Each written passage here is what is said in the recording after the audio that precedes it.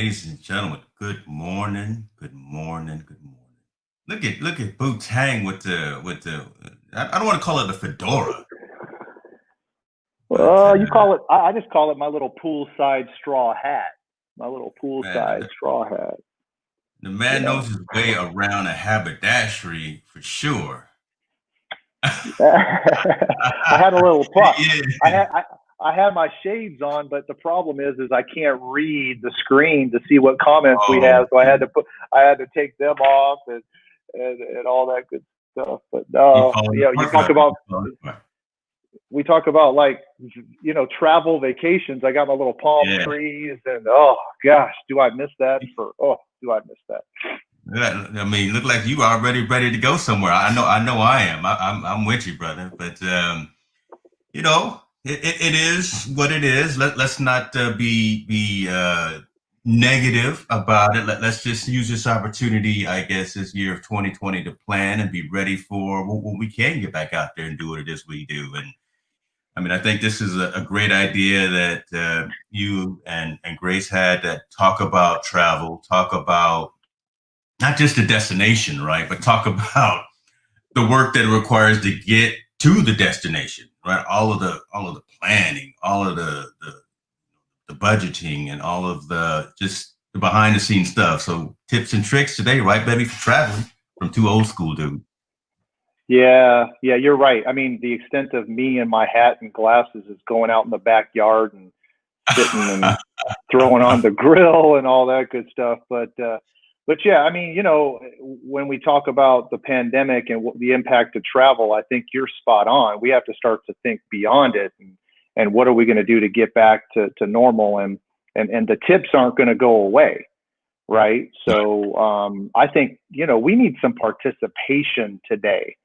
So those people that are online, Oh, yeah, call to action from Mr. oh Butterini, my ladies and God. gentlemen. Oh, I mean, I see all the metrics. I see we got the audience is here. They just don't be nervous. Don't be nervous, y'all. We this is a family show. I promise not to say anything, any four-letter words except trip, pack, uh, Darn, darn. all that. Yeah, yeah, yeah. But here's the thing about today, though, James. I think which is good is that we talk about old school tips, and when we talk about travel, there are some old school travel tips that I think we can stick to that really haven't changed in many, many years. And then there are some new travel tips that I know of, that Grace knows of, Jessica, others that hopefully can chime in to help people as they start to think about, escaping in the near future. So, you and I are setting our ways, old Pretty much. school ways, right? So, But I think, it'll be interesting to talk about how you and I see this. And I left this comment up from Jess, who recently traveled from the Bay Area down to Southern California. So, kind of her methodology for travel versus what you and I and Jen and Grace would kind of do. Would be interesting yeah, to talk. very, very, very, very true. And the funny thing is, this is perfect timing because the last two shows we've talked about saving money and finance and budgeting and things like that. And this show is going to be about how do we spend it, right? Now we just So, spending the money. yeah, yeah, yeah, yeah. You save it, you invest it, all that stuff we heard about. If you didn't watch it, shame on you. Go to YouTube and check them out. Revy being one. Welcome Revy to the show. And but for today, we're going to talk about how to spend it and create experiences for you, your friends, and family versus just having it all socked away, trying to save, save, save. So it should be a good one. It should be a good one. Hey, I'm just gonna say, man, if the financial world doesn't work out, you may have a second dual career in the travel agency because you sold that pretty darn well. Well, and it's funny The new because Bob Barker of travel. yeah, and travel is different for everyone, right? I mean, travel, and we could talk about this later on too, but just in general, just to kick it off, I mean, travel, we're not talking about traveling to Australia for 3 weeks and spending $35,000. We're also going to talk Outside of the about coin. Yeah, I mean, we're going to talk about, Jessica and Eli traveling down to see some grandparents in Southern Cal and Vegas and going in their truck and staying at their house. I mean, what? It's going to cost them $300-400 for two Yeah. weeks to travel. I mean, so there's a mixture of both. But one thing I will say, don't wait, right? So that's. I mean, I know we're jumping into a tip, but some people just wait to travel, and we can talk about that too. Don't some things that you should be doing now for later. I tell you, yeah. Let's go. I kind of wrote some of the things down in order, and we'll Yeah. definitely hit that. But I think let's start from literally the beginning and the prep. One thing that's relevant now, even before you get to the debark location, the airport, whatever the case may be, something that's relevant today is, do you have all your paperwork together? Right. So everyone needs Yeah. to have the real ID now. You can't Yeah. leave your city if you don't have a real ID. You got to have, if you're flying across some continent, you got to have your passport together. If you got to get your passport updated, get on that list early. Look, you can't just walk into the post office or wherever in your city that they do passports that day and expect to get something done in 10 minutes. How long? What's the longest you've had to wait in line? Well, you guys are probably exceptional, but what's the longest you've had to wait in line to get like your passports updated? So yeah, for me, I mean, I know we'll ask the other two. Well, first of all, good point on the real ID because I did mine about a year and a half ago.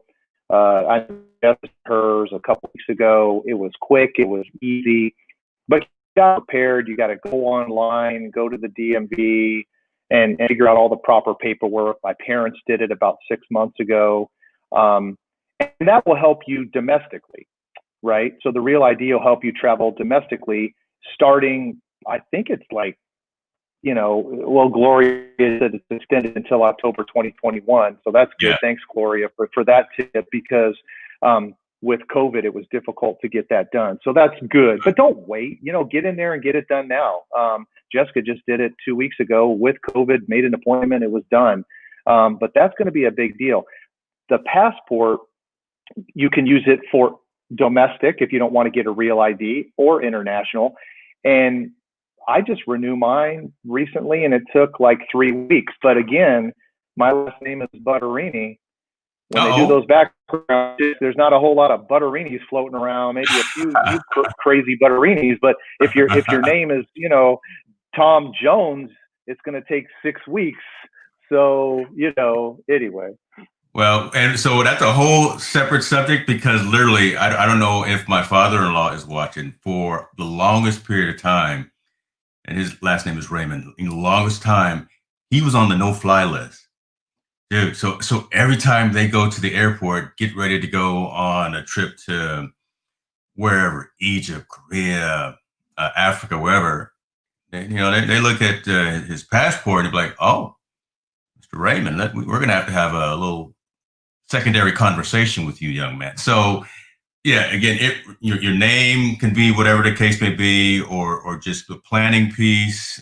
Jen makes a great analogy right here. The last time we did our passport updates, we literally had to wait for like 5 hours because so many people were there. It was like right before the summertime, right? So passports expire at a specific amount of time throughout the course of them, and everyone's, I think, in Sacramento, it's expired at the same time.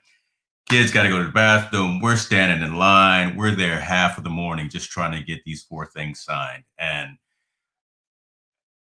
just plan for it. I would just say just plan for it for sure, folks.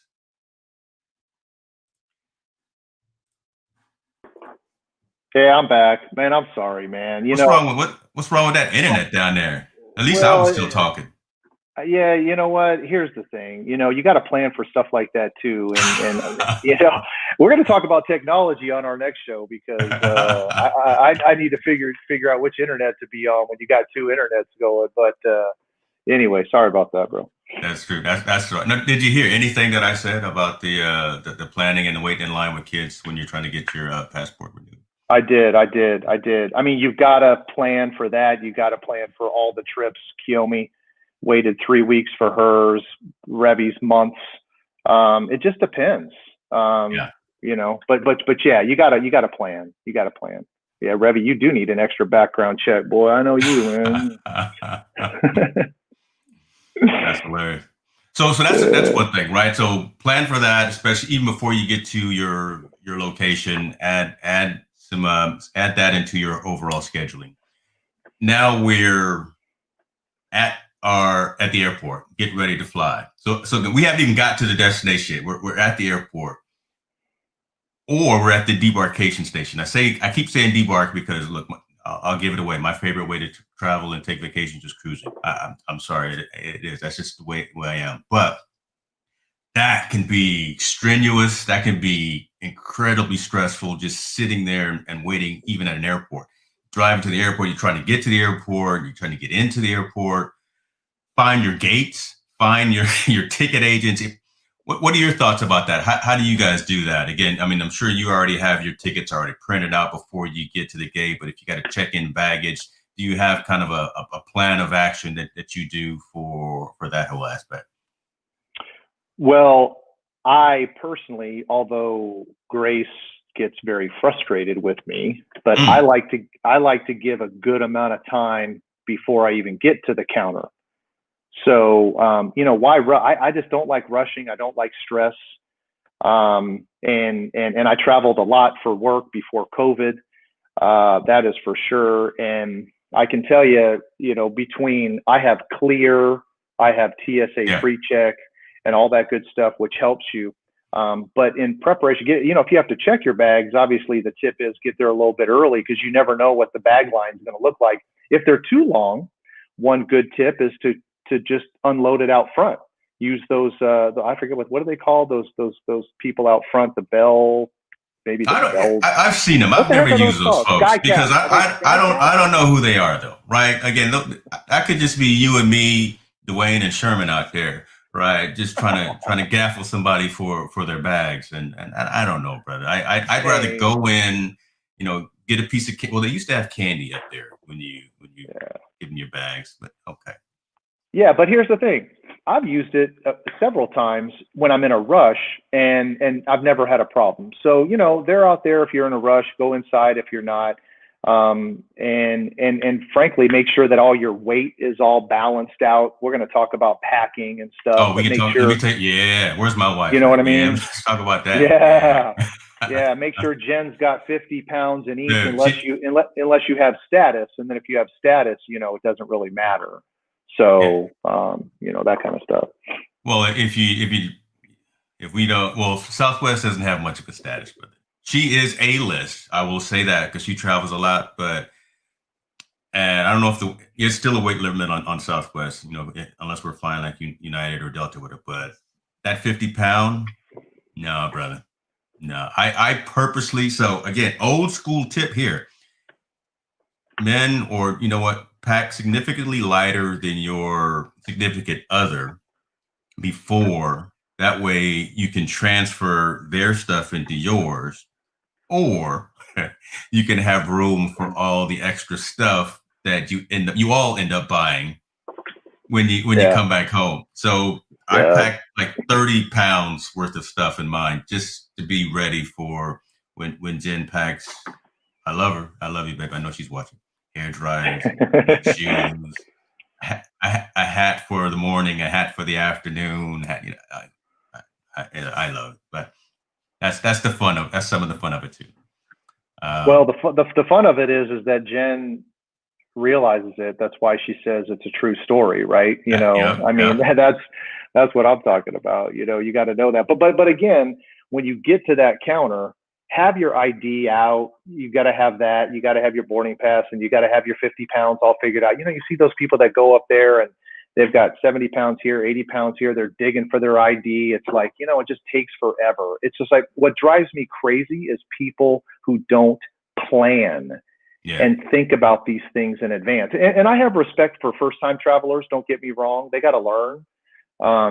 But yeah, outside of that, it drives me nuts. But yeah, but then once you get past that, and you get to how to get through security, man, the TSA pre-check is a That's no joke. no-brainer. Yeah, that's no Oh, joke. So before yeah. we get to that, let me add one quick thing, because behind the Yeah. scenes we got our special guest who has stated on that, in that carry-on, make sure you have essentials, you have your medications, you have your paperwork and your identification and all that.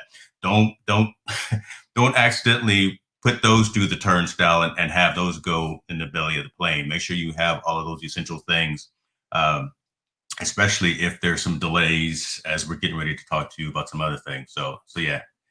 So TSA pre-check. You got clear. Uh, I've got TSA pre. I don't have clear. I've thought about getting global entry. Do you have global entry? I do. Yeah, yeah, yeah. So, and here, the thing about all that is it depends on the frequency of when you travel, how often you travel, right? So SFO has a good idea, Gloria, handheld scale. We got that too. That's another big tip, so you don't have to worry. But could you give that tip to all these travelers that don't do that at the gate? Yes, let's do that. But it depends on how often, right? So some credit card companies offer free TSA pre-check and global entry each year. So look for credit. So look for various credit cards that you have or that you're investigating. Mm-hmm. And I know this isn't about finance, but you can get them free through a credit card reward benefit. I know we do at Wells. We have cards that have those benefits. But anyway, if you have to pay for it, it's got to make sense. You went into a little sales pitch for the company there just now. I don't know. I saw you change just now. I literally saw it in your eye. Yeah, well, Amex has it. Other companies have it. Just wherever you are. I don't want to push that, but just wherever. But you have to use it, right? So yeah. Clear. I don't even know. I think Clear maybe $100 a year. It's quite costly. Yeah. But I went to SFO every other week. So every other week I would fly through Clear, and it was useful for me. If you travel 2 times a year, don't get Clear. Just wait in line. If you travel twice a year, I frankly don't even know if you pay for TSA pre-check. But if you're up there 3, 4, 5, 6 times a year, TSA gets you through quicker. You don't have to take out your laptop, take off your shoes, take off your belt, and all that other stuff. It's pretty quick and easy. So all of those things that they're allowing us to do now are really good as long as you utilize them, and it makes economic sense too. I think, exactly. My opinion. Exactly. Yeah. Exactly. Yeah. All right. So we've left the house. We're to the airport. We're actually on the plane, and we're headed to our location. Oh no! You're not there. I'm trying to get to. Look, I'm supposed to be in Spain and Morocco in like 3 weeks. So that's where my head is. Now you're bringing me back. Okay, where you got, brother? Yeah. Well, we forgot about Gloria's reminding us of global as well. I forgot about that one, where when you come back from an international destination you quickly go through. Cute story about Grace, real quick. So when we first got global entry, we're coming back from somewhere, I can't remember where, and you have to stand up and take your photo to get through global, to then hand it to the agent to then get you through. Yeah. And she's 5 feet tall, and the camera's set at like 5'4". So she had to stand up, and they got this much of her head the first time she went through. So I need you to pause, because that is. It's garnering more reaction behind stage right now, because of the person that's involved. So we've got to bring this person on stage right now. Shouts out! What's happening, Mama G? That is a true story. I'm dying laughing because literally it only got this much, and so then from there, every time we've come back now, I'm hopping up to try to get into the photo, and I finally go and hand it to the guy, and they don't even check. They're just dying laughing because they know exactly what I'm doing. Yeah, it's like lower the camera, like lower the camera or whatever. I mean, I don't know. I can see you, Tim. Right there, Grace. When you guys walk there, hey, I got this, baby. Tim's like, my wife. Can you guys just lower the camera just a little bit? So. Oh, God. No, I'm gonna go behind her and pull her up. Yeah, as I'm Yeah. getting in the. Okay. Okay. That's hilarious. Oh God, that is So Grace, hilarious. welcome in front of the camera there. We needed you for that laugh just in and of itself. We needed you specifically for that. But look, God. you've got the behind the scenes on some of these trips and tips that we want to talk about. So Yeah, and one of the big things you guys just covered was on your packing, your luggage, and the big thing is make sure you have some form of a carry-on with your medicines. Very important for those who have to take stuff because and some other essentials. I always have like my toothbrush and things like that, maybe mascara and some more hoops, but gotta have that. the last thing you want is for your luggage to go missing, however it happens, and you not have the important stuff, your meds, got to have it. So always remember that. Good point. That's good. That's good stuff. See, that's why we brought you in there because look, I'll just rush the kids to the airport and get in line. Make sure you gotta have some clean underwear, Isaiah, and so we can get on this plane without any problems. Well, and oh, go ahead, Grace. I was gonna say you could put those inside out, forwards. we haven't got to that point yet. No, we haven't had to get to that level yet. But it's been close. I don't know for who, but no, it's been close. Yeah. Well, and Grace just brought up a memory. Like we've had our luggage not lost, but we've had it going down on a cruise.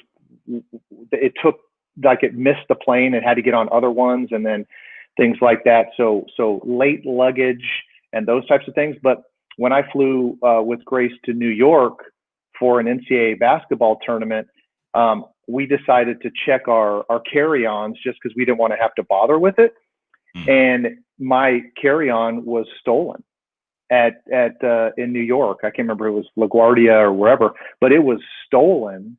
Wow. And I had nothing. I had my backpack and I had to go get toiletries and clothes and all the stuff, and still rooted for the Rams to make it through the tournament. But I mean, so you never know what's going to happen, man. You better hold on to whatever you need to hold on to, because you never know. So I forgot about that one. Two stories about that. I'll say the funny one first. I'll ask the question. So did you have your peanut butter sandwich with you? Okay.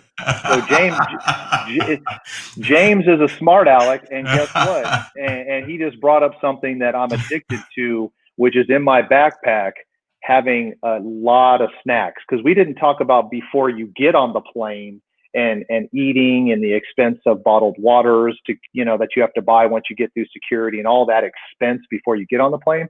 But I always carry a ton of stuff in my backpack, power bars. But I always carry my token 2 half peanut butter sandwiches, half, not full, half, in case I have to share. And I use them 50% of the time. I use them. The other 50% I toss them in the trash. So that's my deal. That's my deal.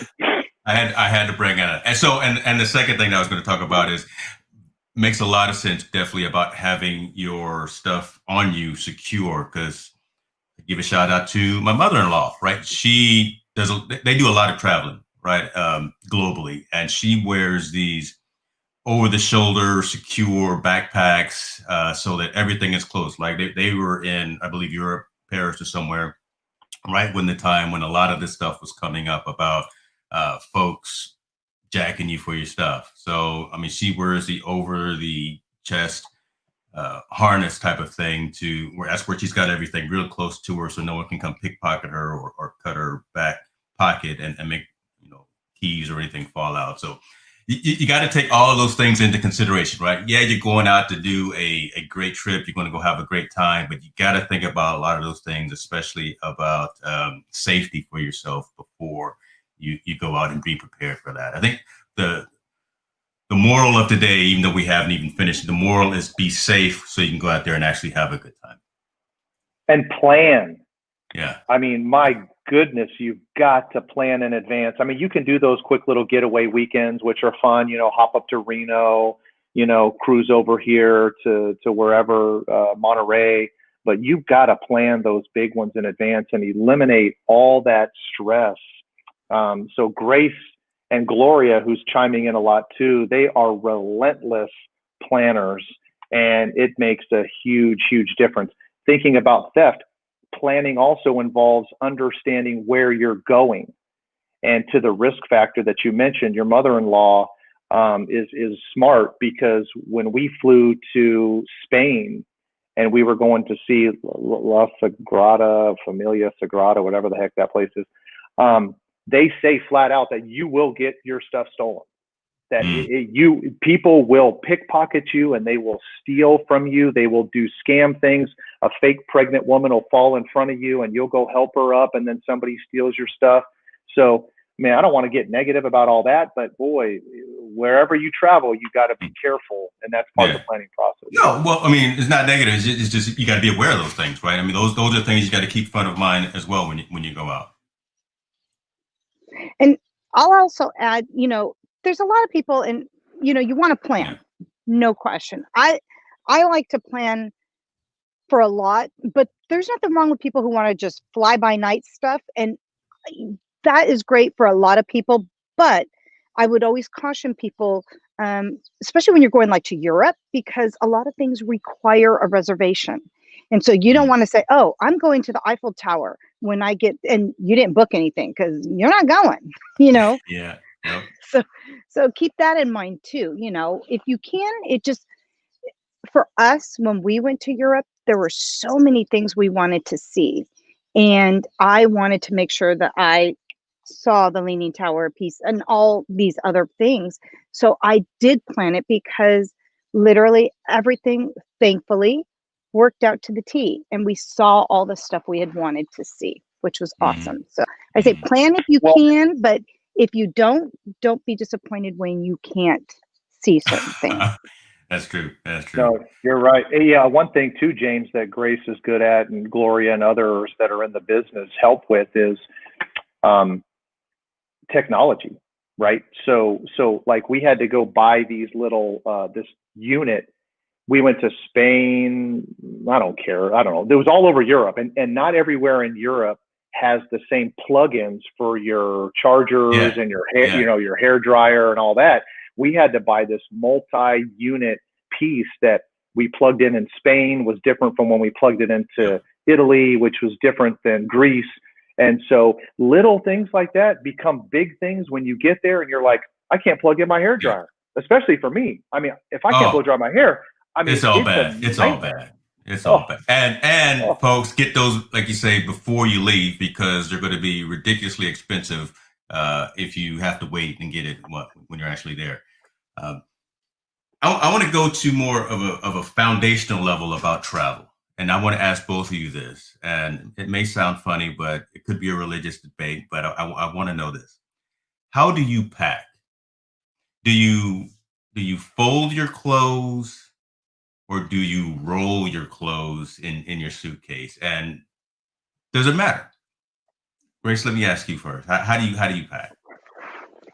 It depends. Right. So in general, like if we're just going domestic, I'll just fold it and put it in, because I just was like, oh, this will work for this. However, when we went to Europe, I rolled. I rolled not all of it, but a bunch of it. And I'm going to even go a step further and say this. When you do a trip, whether it's a cruise or land, take different bottoms, which is, I took only like 3 bottoms for a 12-day cruise. And I intermixed all my tops with those 3 bottoms and saved a ton of packing. Because if I went with like a black pair of capris, a white, and like a blue or something. And then I just swapped the tops, and it worked, because you're saving on some of that packing, so that then you could buy other stuff. Let me see it. That's me. Well, It depends. Okay. go ahead. And I was going to say, and one more, and for women, like for necklaces, like when you have like a dinner, for example, I have like a standard silver chain, and I just switch out my charm. And so that's actually a big thing of what I do. Like Okay. when I travel, I look for different charms to go with different outfits. Yeah, and I agree. I think it depends on where you're going. I mean, we just went and saw my parents in Las Vegas, and I threw some stuff in a bag and it was fine, right? I didn't really care about how I did it, and I could wear the same shorts, on Monday that I wore on Tuesday or Friday, whatever, right? And just rotate the tops and keep your undergarments fresh. And then guess what? That's they a have good lesson in life, right there. Yeah, that's Tim. a good lesson in life. and they have a washer and dryer, right? So it's not like you can't do a little bit of laundry. But I would say Grace is right. You've got a kind of multitude of things. There's three things. You just fold and throw it in. That's one. Two, you roll everything, which is really popular, which is two. And then I've even seen some people who have stuck them in bags and vacuum sealed them and stuck them in there, which is like crazy. Like you got freeze dried food coming out of your pack. But one tip that I have to say that I learned, it's all about whatever. Like we're going to Virginia in a couple weeks to see my brother's wedding, and it's going to be cold there. And so I'm taking my jacket and a sweater and I'm layering on the plane. I'm going to wear my boots that are the most heavy shoe I'm bringing. I'm wearing it on the plane. And then I'm going to pack the lighter stuff, right? And then the other thing, layering and wearing as much as you can on the plane and then packing the rest, number one. But number two is, this is one thing that I learned quickly, and I always hate when I forget to do it, is you can stuff socks and underwear into your shoes. In the shoes, brother. Yeah. Yeah, that you then right. Yeah. So some of this stuff, I'm just learning about. But I'm like, heck, that saved me a lot of space here and there. So just a couple tips as it relates to packing there. So awesome. And another one is, I'll go with a theme too. And like when we go to Virginia, I'm not going to take a brown pair of boots and a black pair of boots. I'll work with one or the other and make sure that that's how I go. If I'm going to wear my black boots, I'll have this jacket and I'll coordinate my outfits around that so that I'm not double packing boots, double packing jackets and all the accessories and stuff. So find that color theme, I guess. That always helps too. See, I knew it was going to be an interesting conversation. I do the same thing. I do both, depending on how long the trip is and if it's a vacation versus a work trip, right? I'm not rolling my suit, right? That's not going to happen. But I'll roll up the jeans and I'll roll up whatever shirt is and all. So okay. Well, James, real quick before you go on. So the other thing is, and it also depends, but just as an example, people pack too much. Period. Amen on that, brother. Right. I mean, it is what it is. Heather says that it's hard, and summer vacations are obviously easier than winter because summer the clothes are lighter and shorts and not jeans and boots and stuff like that. But the other thing is what I stopped worrying about, like wrinkled things, because like when we get on a cruise ship, the first thing we do is empty out all of our stuff and we hang it all.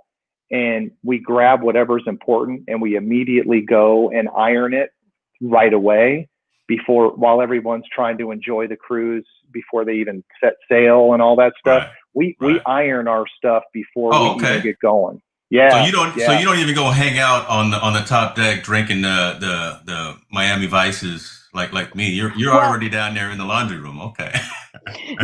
No, we do. We start off and we have our drinks, right?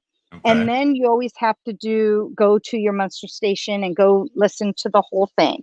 Yeah. But usually our bag will get there right before we set sail or shortly after, but we will be on the deck to set sail. Right. But before we head to dinner, as soon as we get that bag, Tim's right. We unload everything and put it away and go iron and touch up anything that needs to be done. That way you're not there every night before dinner with like 5 other people trying to do that one shirt for dinner. It's all done. Yeah. You can't wait. You got to do it all in advance like that. Yeah. Yeah, I mean that's a good tip that I'm actually going to write down because I'll do so like the formal dinners and everything. I'll do them many hours before, right? The rest of the family will be at the pool or wherever at the spa, whatever. I'll go hit the workout. I'll go get to the gym. As soon as I get done with that, maybe 5 hours before the dinner, that's when I'll go do the ironing and stuff. But I think I like what you're talking about, doing it day one after you unpack. That way you don't have to mess with it. It's already done. You don't have to worry about those long, crazy lines in that small little confined laundry area. That's a good point. That's a good point. Yeah, and this may be jumping out of packing a bit, but even if you do a land vacation, like Gloria said, they went to Cabo a couple weeks ago. I think actually it was a while. It was in August, but when you get to that destination, unpack all your stuff, freshen stuff up, get it there, go down, meet with your person to schedule out your week. Get all that stuff done right away so that you can then enjoy it. So you said Jen and the kids and stuff are at the pool and you're up there ironing your shirt, getting ready for the dinner. Come on now. I mean, I don't know what's going on. I have issues, and she married me 20 some years ago, and she knew what she was getting into, brother. I'm sorry. Favorite way to travel? What's your favorite vacation type? I know the answer, but I think it would be great to hear it verbally. Are you land, sea, air?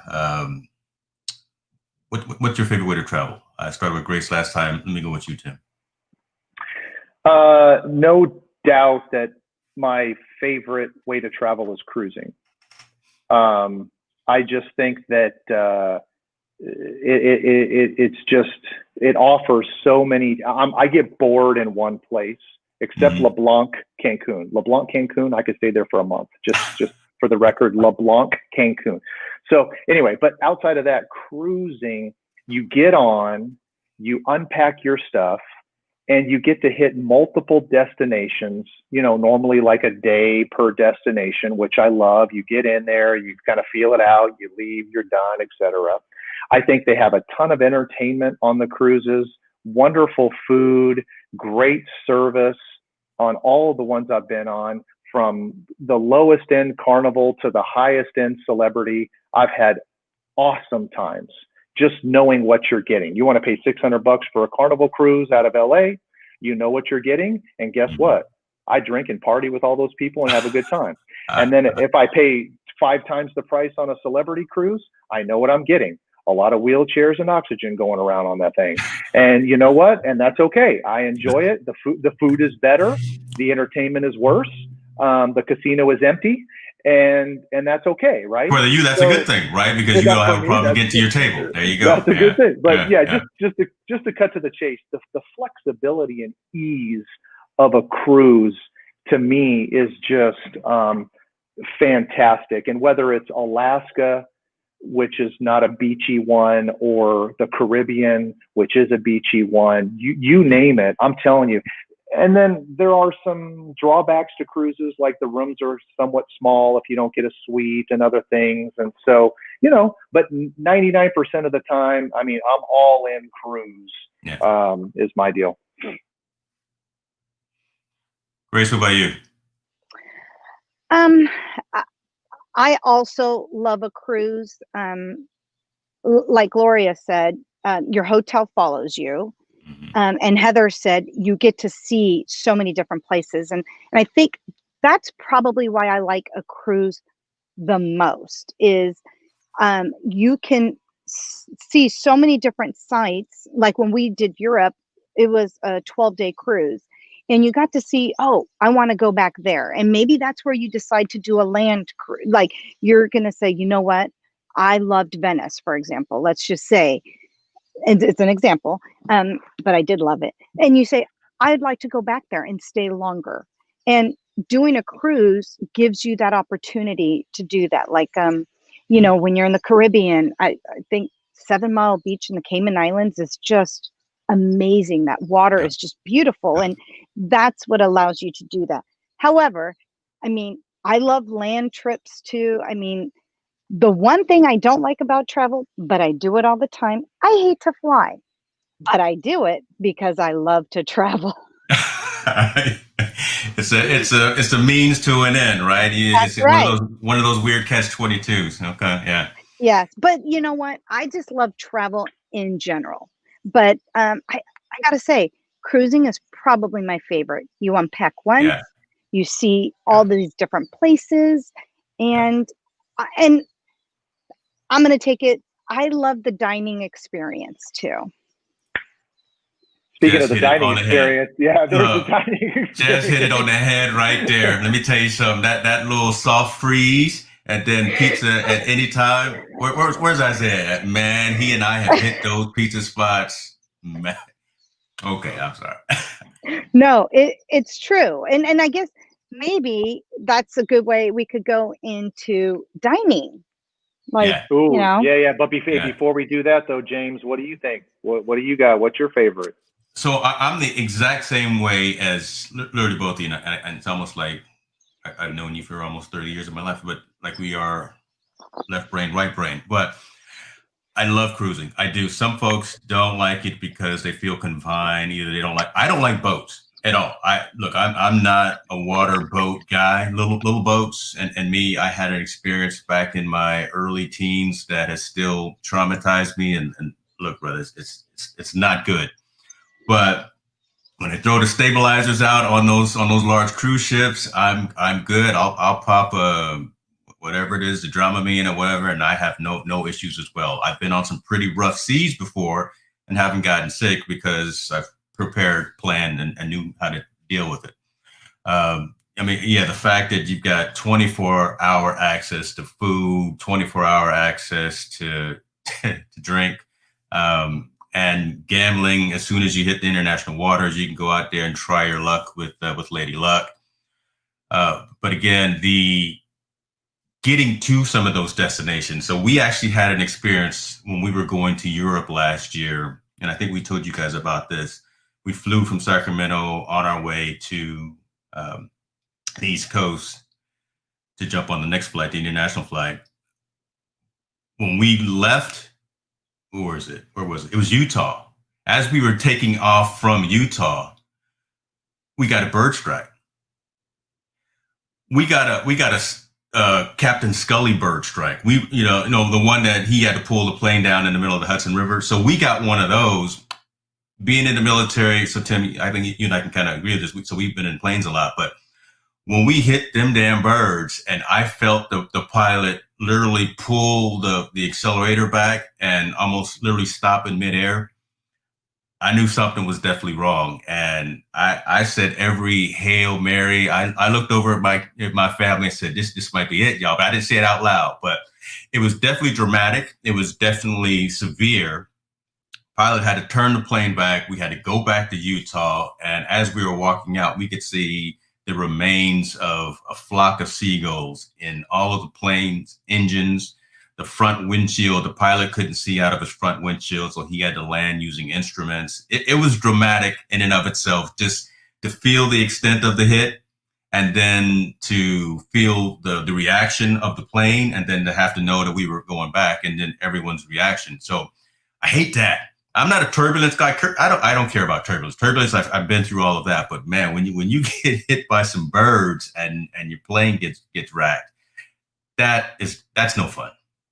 But James, yeah, to that, but my friend, to that story, yeah, you can't leave the day before to get to your trip, especially if it's a cruise. Now, Europe may or may not be a cruise, mm-hmm.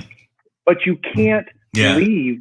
You have to give yourself time for stuff like that. Yeah. I mean, So because we were literally stuck in Utah for, I think it was 24 hours, right? They couldn't. It was late at night, and again, we were traveling to Europe, so they couldn't find another plane that was ready, so they had to put us up in a hotel. So we did leave early in advance because we wanted to spend enough time up front. But if we hadn't thought about just in case something goes down, yeah, we lost half a day in Paris and France and all of that. But irregardless, the consequence could have been we were in the middle of the desert, the Moab, whatever. Well, You're right. Losing a half a day in Paris is different than if your cruise was leaving Paris that morning and you Yeah. missed that first thing, right? Yeah. So that's the problem. Like the best thing I've ever done, and it's not always possible. We did it twice. We drove to the cruise port in Maryland and took a cruise, and we parked our car. We were in Richmond, Virginia, drove to Maryland, and boom, we were off. That was so nice. And then we drove to Long Beach once, and then took the cruise out of Long Beach. And just driving takes so much stress off. Yeah. But it's not always possible, obviously. Right. So yeah. Cool. So, Grace, you were going to talk about the food part. There's always good food. But my family too. I think before, doesn't matter where we are. We could be in Hawaii. We can be in Europe or wherever. Wake up in the morning before you even say hello to everyone. What are we eating for dinner today? What are we having for lunch? Like, hey, anybody doing anything else? But let's talk about the food, especially the food on cruises, since we kind of lean towards that mode of travel. It's different, right? And you got to be aware and prepared for that, unless you want to upgrade and sit at the captain's table and get, or at that other special little steak restaurant on the cruise, if you want to pay for that as well. But the whole buffet thing, it's a little bit different. Grace, tell us a little bit about how you feel about that.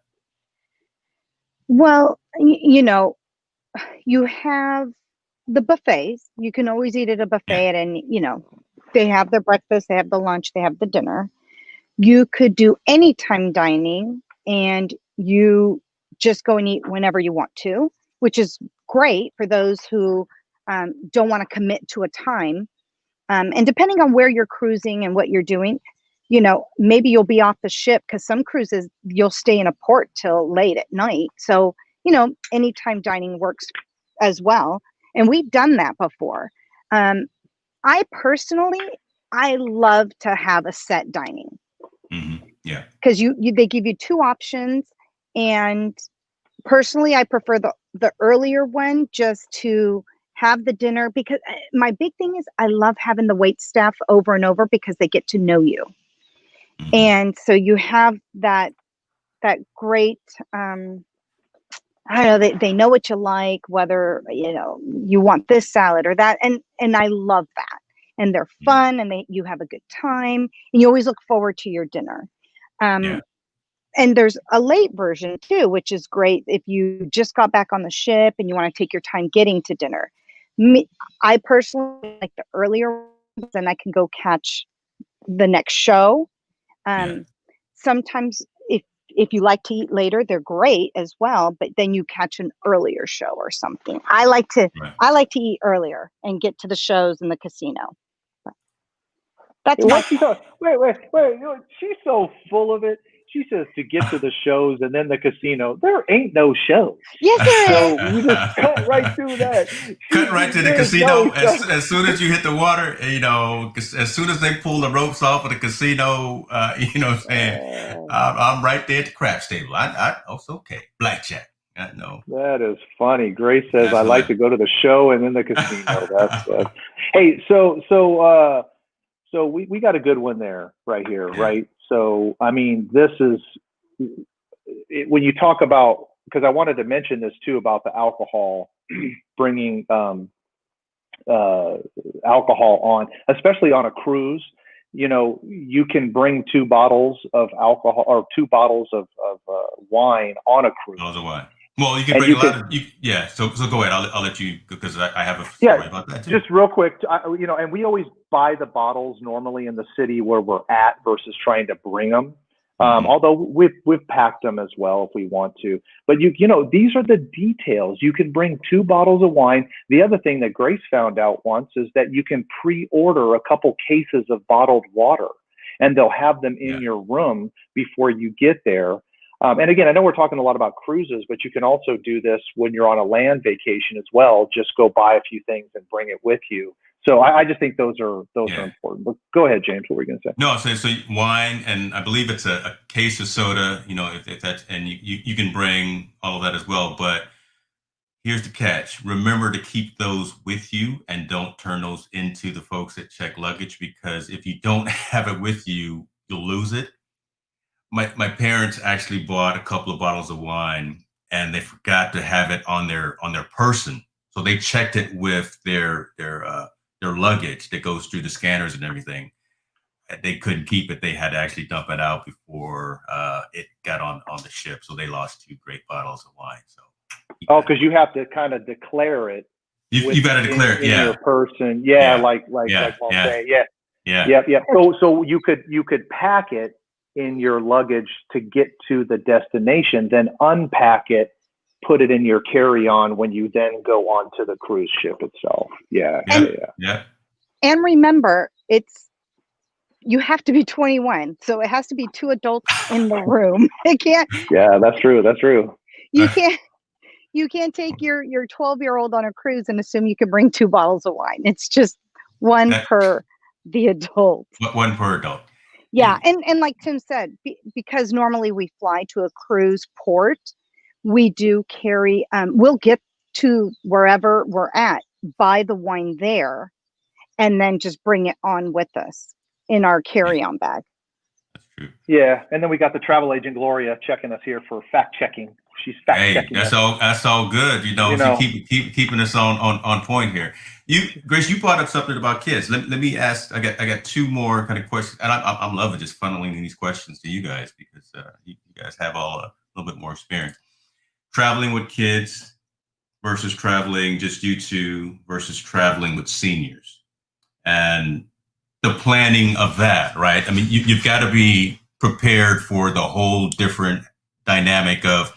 I've got underage folks that I'm traveling with, so keeping them in line or being aware of them. And then if you got seniors, right, you have someone who maybe needs to get on early because they need to get a wheelchair or something to get on the plane, or being aware of excursions that you're booking because maybe not everyone can go. Someone needs to stay on the ship and someone needs to stay with them. Your thoughts on that, Grace? Let me ask you: have you had to go through some of those experiences? So, with the kids, yes, because when you take kids, it's different. And let's be real, there are adults that act like kids. So, we have to deal with that too. I think that's one of the things I love about a cruise. When if you do an excursion, it's okay to do, to break up, I guess. Like, if, well, not with us. Like, we always had the kids with us on our excursions. I mean, they're like, let's go, whatever we were doing. But that's what I love about a cruise is, it really does accommodate. You could say, okay, the wheelchair will go in the elevator, and you tell everyone, hey, we'll meet you on that floor and we're taking the stairs. and that's what you do. We're very good about that. We tend to take the stairs at all times on a cruise so that we allow the elevators to be there for people who need them. Now, very seldom do we actually take an elevator, right, Tim? I mean, we're always doing stairs in general. But you're again, just trying to work off that. You're just trying to work off that 3 a.m. pizza. That's what you're trying to do. Exactly. And there's excursions that are wheelchair accessible, which is great. And with the kids, there's age limits. They'll tell you can't go swim at the Stingrays if you're not over a certain age, and that's always good. So I love it because there's something for everybody. There's kids clubs. Kids could meet other kids and hang out. I know my kids to this day still have friends from when they were like 11 and 14 or something. So your kids actually like the kids club? Because my kid, look, Isaiah hated it because he was right between that age of, I got to either hang with the younger kids, and that was no fun for him, or 1 year away or 6 months away from being able to hang with Jordan and his older cousin. So he was right in that middle, and he had to hang with the babies instead of. Okay, that one age right there is hard, because you're right. They're either not there, but they're still here. So, and I'll say this, I liked cruising years ago because back then nobody had the internet. So the kids actually had to go and talk and hang out. Now you'll be walking down and everyone's like, playing on their phones because everyone got the internet package. Yeah. Well, James, too, and here's the thing. So you have your couples trip, you have your family trip, and then you have an extended friend and family trip. Those are the 3 trips. They all have their values. They all have their drama. And I'll just say, to whether it's mom talking about using the bathroom. Well, so do I. I use the bathroom like every other half an hour because I drink a lot of bottled water, right? So, I mean, and those types of things. But as long as you know what you're doing, just like I said, as long as you know if you're on a $400 Carnival cruise or a $5,000 Celebrity, as long as you know what you're getting into and you think about it in advance, it's fine. I know I'm going with Grace and we're doing our thing. Or I know I'm going with my family and I got to take care of the kids. The kids are my priority. Or if I went on a cruise with Revy and his family, we went to Alaska, and I know that we have to be accommodative and help and support his mother and do what she wants to do and do what Revy's kids want to do, not just what my kids want to do, and those types of things. So at the end of the day, as long as you know where you're going, who you're with, and you think through it in advance, you just have to adjust.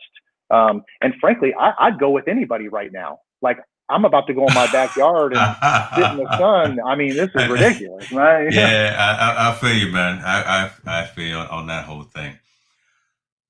Well, I got one thing that I'm saving for the end. Look at Mom's got comfortable there I know. She's lounging and stuff at the the Butterini Estates there. Mom is kicking back. I love it.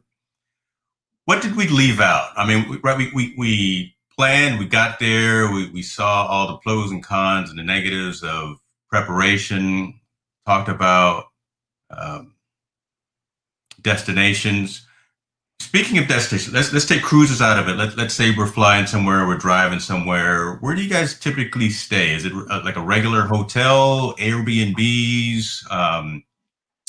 What's your thoughts on some of that? Because again, those communal communities, again, the Airbnbs and the VRBOs, they're pretty popular right now, and you can actually get some pretty decent locations and deals on that. Grace, what are your thoughts on that? I think you definitely, if you could get a great deal, I would, stay wherever, as long as you're at your destination on time, whatever works for you is best. Everyone has different things of what they like. Personally, ironically, every time we go to certain locations, I don't find that, because I've looked on Airbnb and all the others, they're not a lot cheaper by the time you have to add the cleaning fee and all. I'm like, well, that didn't really do a whole lot, and it's not going to save me a ton to make it worth it. So I tend to just go to a hotel.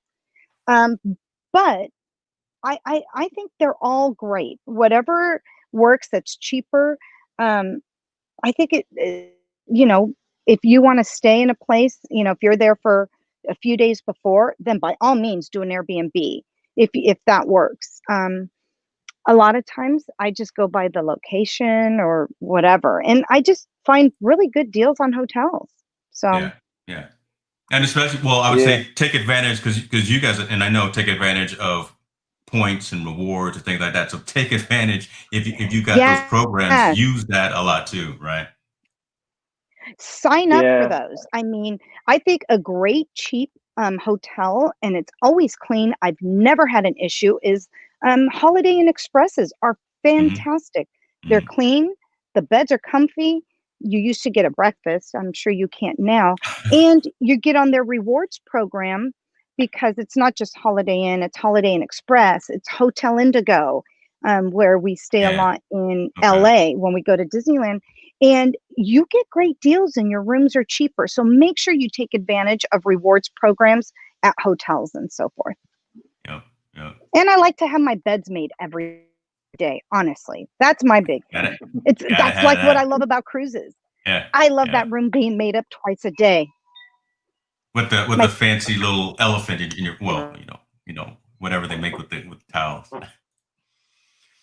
Tim, before you answer, let me bring up this question from Heather and have Grace answer this, even though she's stuck in mid.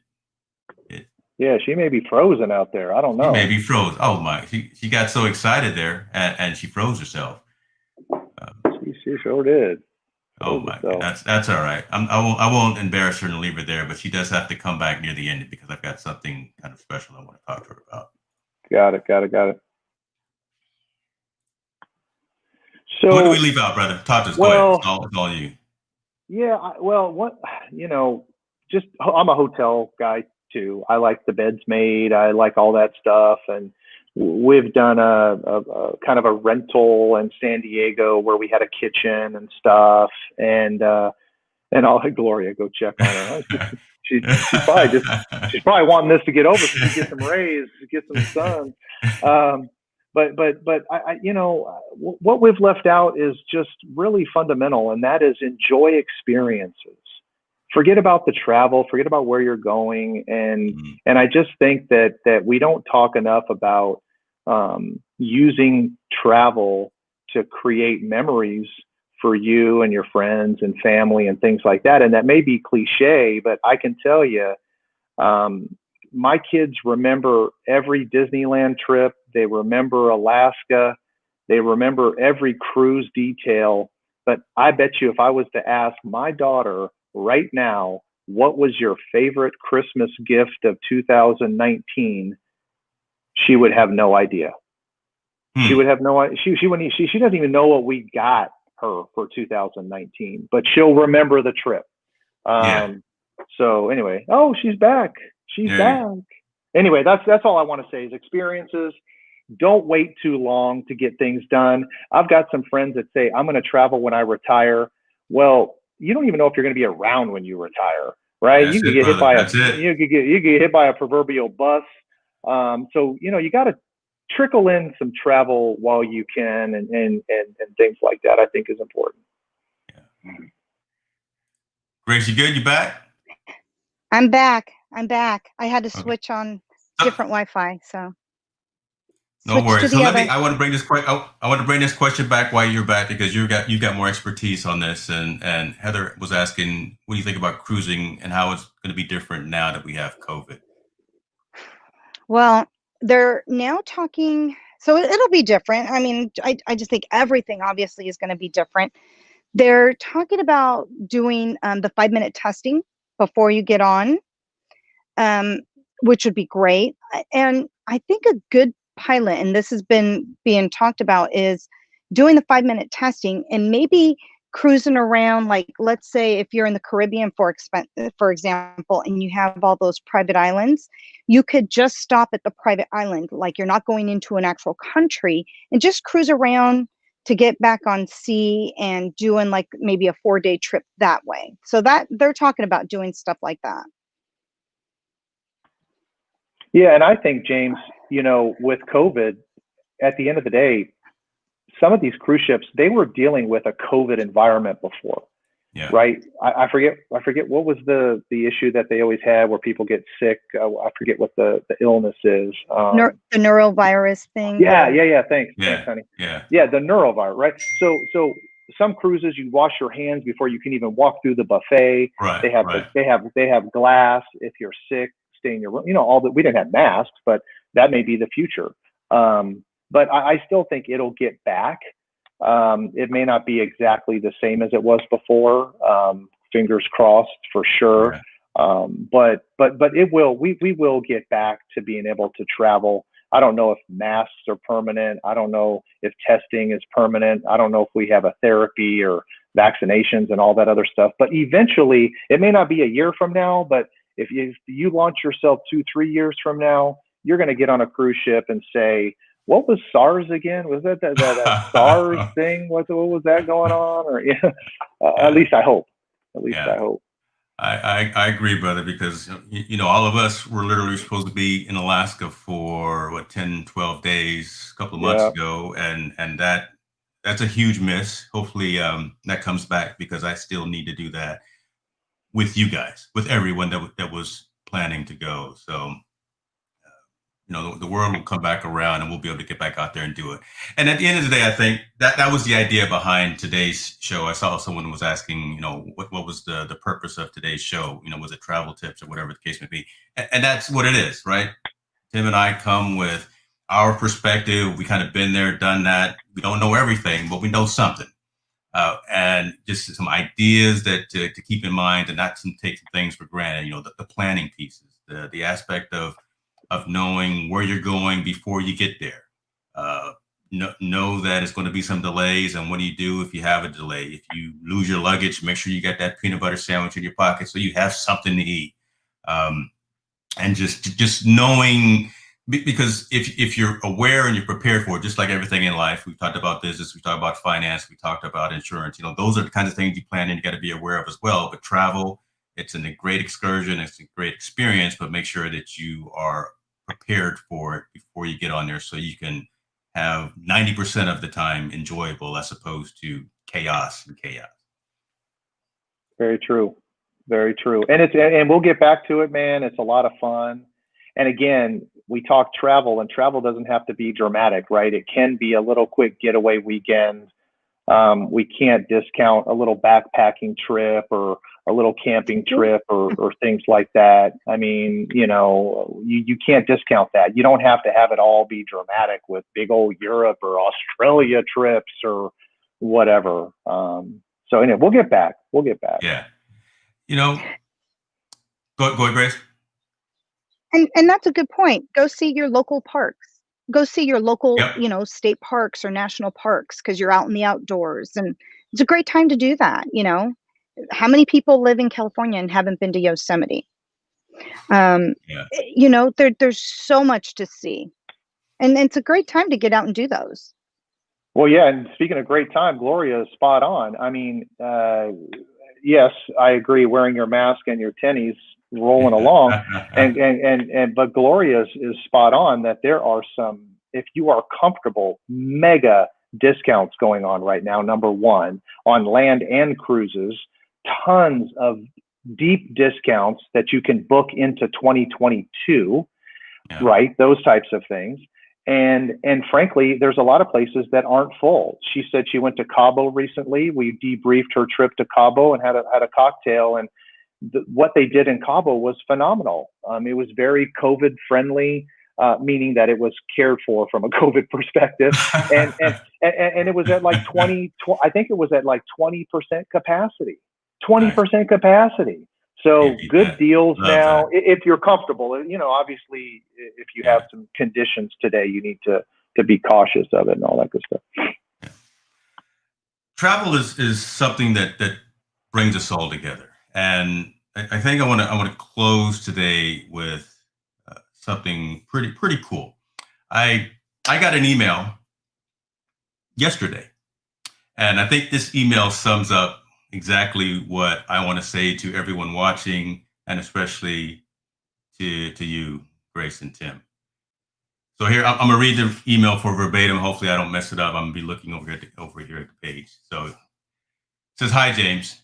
Travel and holidays, don't we love them? For some people, holidays is a regular or seasonal thing to do, especially if holidaying within your own country. For others who may have never traveled abroad in their lives, finally take the big step and after many years decide to do that big holiday. This is what we actually did back in 2016. After my wife was detected with breast cancer and finally won the battle with the booger, she decided life was too short and we needed to finally do that big holiday. We traveled throughout Europe, visiting several countries and going to check out our heritage. Prior to leaving for our holiday, I met this lovely lady on the internet, and she was arranging some shore excursions to do with the cruise. I stayed in contact with her, and we arranged that the four of us would catch up in Venice for some pizza and wine prior to our cruise. Eventually, we met at a restaurant, and we clicked like a house on fire.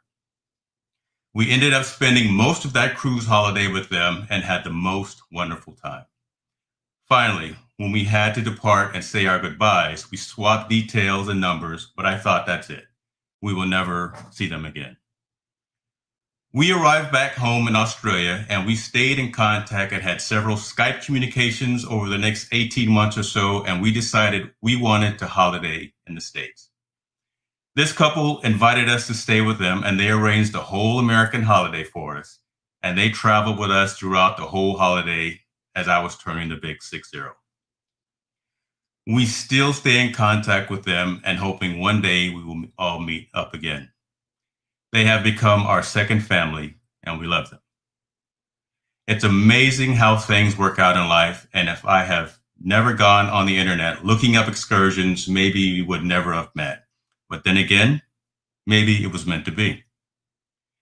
So thank you, Tim and Grace Butterini, for coming into our lives and making those last 2 holidays the best times of our lives, especially the U.S. celebrating my 60th birthday. Anna still says today it's the longest birthday she has ever known someone to have. Love you guys. Lotto. That's for y'all. Wow.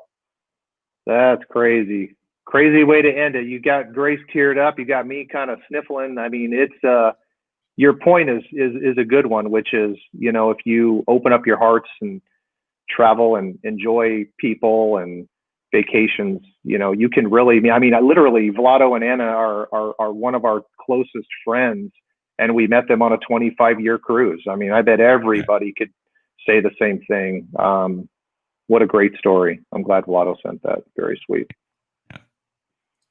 That's very sweet. And just so that they know, we will be coming to Australia. Yeah, our 30th. Well, yeah, we have our 30th wedding anniversary is next year.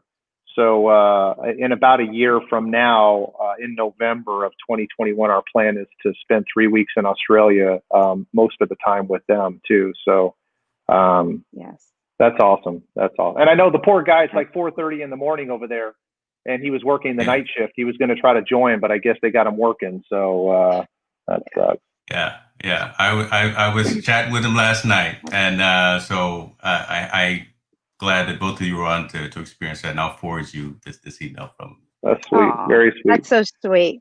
Well, everybody enjoy traveling.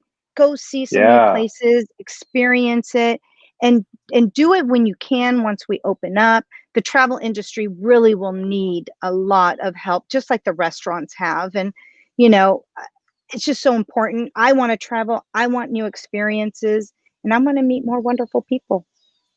I'm gonna spend every single penny of my child's experience, their inheritances. That's right. Alec not getting nothing. All right, y'all. We good? Y'all be good to yourselves. Go out there and hit that grill. Yes. Mama, go and get them raisins. It was great to see you. We'll talk to you soon. We out. All right. Peace. Yes.